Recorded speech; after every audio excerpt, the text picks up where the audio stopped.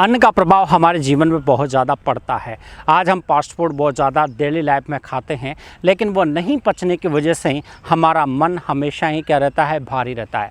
आपने खुद महसूस किया होगा, जब आप किसी फास्ट फूड को खाते हैं तो उससे आपका दिन भर जो मन होता है वह शांति रहता है। जिस दिन आप हल्का और लाइट भोजन लेते हैं, अंकुरित भोजन लेते हैं, तो उस टाइम आपका माइंड बहुत ज़्यादा शार्प तरीके से काम करता है, आपकी सिटिंग बढ़ जाती है।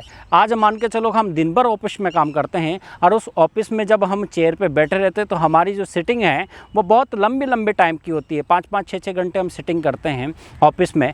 तो वहाँ पर अगर हम बहुत ज़्यादा हैवी खाना खाते हैं, फास्ट फूड ज़्यादा यूज़ करते हैं, तो आपकी सिटिंग व्यवस्था पूरी तरह से बिगड़ जाएगी, आपको ढंग से बैठा नहीं रहा जाएगा। तो इसका मतलब आपके विचार भी उतने ही ज़्यादा नेगेटिव चलेंगे।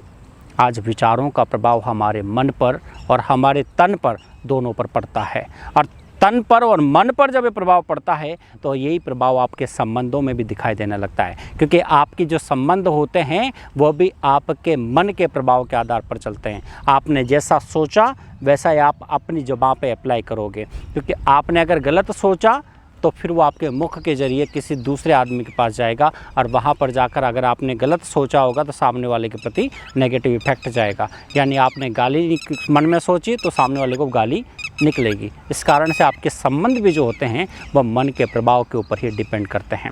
तो इन बातों से आपको किस तरह से बचना है। मन का प्रभाव आपके जीवन में बहुत ज़्यादा नेगेटिविटी लाता है, लेकिन उसमें पॉजिटिविटी में उसको कैसे बदलें। तो सबसे पहली बात है, एक तो रोज़ाना डेली सवेरे उठकर थोड़ी सी खुली हवा में जाएं। मैं सिंपल सी बात है, अगर आपके पास आसपास कोई गार्डन है तो वहाँ पर आप जाएं। सवेरे सवेरे उठकर जब आप गार्डन में मॉर्निंग वॉक के लिए जाएंगे तो आपका मन एकदम बिल्कुल नेचुरल रूप से प्योर हो जाएगा, और बहुत सारे जो नेगेटिव संकल्प आपके अंदर है वो पूरी तरह से डिलीट हो जाएंगे। तो नेगेटिव संकल्पों को डिलीट करने का सबसे बढ़िया हैंड टू हैंड टॉनिक जो है वह सवेरे का मॉर्निंग वॉक है।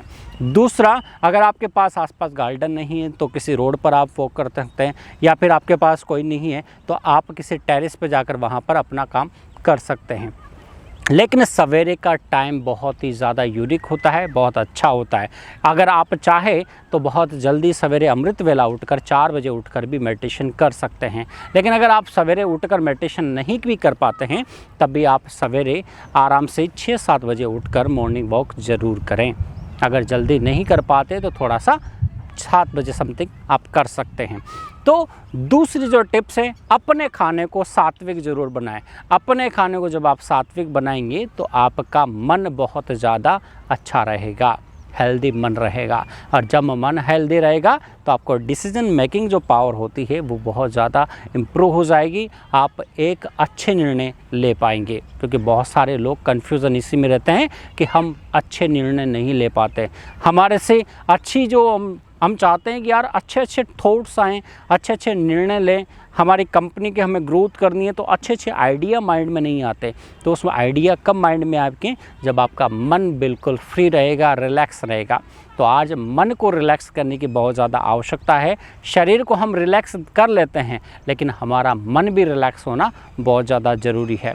इसलिए जीवन में हमेशा याद रखें, जितना ज़्यादा आपका मन रिलैक्स होगा उतना ज़्यादा आपका तन भी रिलैक्स होगा, और जितना तन रिलैक्स होगा उतनी आपकी शरीर से जितनी भी बीमारियां हैं वह पूरी तरह से डिलीट हो जाएंगी। तो हमेशा मन का प्रभाव तन पर पड़ता है और खाने का प्रभाव हमेशा मन पर पड़ता है। इसलिए खाना भी शुद्ध होना चाहिए, आपका मन अपने आप शुद्ध होगा। और दूसरी बात, जितने भी आपके नेगेटिव दोस्त हैं उन सभी से किनारा ज़रूर कर लें, क्योंकि जितने ज़्यादा नेगेटिव दोस्त आप बनाएंगे वह कहीं न कहीं आपको बार बार में टेंशन देकर जाएंगी, डिप्रेशन देकर जाएंगे, और वह नेगेटिव दोस्त ही आपको पीछे लेकर जाएंगे। जितना ज़्यादा आप पीछे जाएंगे उतना आपकी सक्सेस से आप बहुत दूर चले जाएंगे, किसी भी फील्ड का व्यक्ति हो। लेकिन जितने ज़्यादा पॉजिटिव लोगों के साथ रहेगा उसकी कंपनी उतनी ज़्यादा इंक्रीज़ होगी। लेकिन जो नेगेटिव व्यक्तियों के साथ रहेगा वह जीवन में कभी भी आगे नहीं बढ़ पाएगा। इसलिए हमेशा पॉजिटिव व्यक्तियों के साथ रहें। किसी भी फील्ड से आप बिलोंग करते हो, लेकिन हमेशा आप ऐसे व्यक्तियों के साथ रहें जो आपसे काफ़ी ज़्यादा एडवांस हो, जो अच्छा जानता हो, आपसे ज़्यादा क्षमताएं लेकर बैठा हो, तो इसका मतलब वो आपको हमेशा आगे बढ़ाएगा। अब आप ऐसे दोस्तों को रखेंगे जिनकी क्षमताएं आपसे कम हैं, तो फिर वो आपको कभी भी आगे नहीं बढ़ा पाएंगे। क्षमताओं का मतलब ये नहीं होता कि पढ़ा लिखा होना। क्षमताओं का मतलब किसी भी तरीके से, अगर किसी की डिसीजन मेकिंग पावर अच्छी है, चाहे वो कम पढ़ा लिखा व्यक्ति हो, लेकिन उसके सोचने की क्षमता अच्छी है, तो वो आपको एक अच्छा आइडिया दे सकता है। किसी की अगर मान के चलो किसी ने अनुभव से कोई चीज़ कमाई है, भले से वो बिल्कुल पढ़ा लिखा नहीं है, गांव का बुजुर्ग व्यक्ति भी है, लेकिन उसका अनुभव अगर अच्छा है तो आप उससे भी वो अनुभव उधार ले सकते हैं, यानी उस अनुभव को आप ग्रहण करें। इसलिए ये नहीं है कि अगर कम पढ़ा लिखा व्यक्ति हो तो आप उससे अनुभव ना लें, आप ज़रूर लें। आपको कोई भी डिसीजन मेकिंग पावर सिखा सकता है। एक छोटा बच्चा भी सिखा सकता है और एक विद्वान भी सिखा सकता है। इसी के साथ धन्यवाद।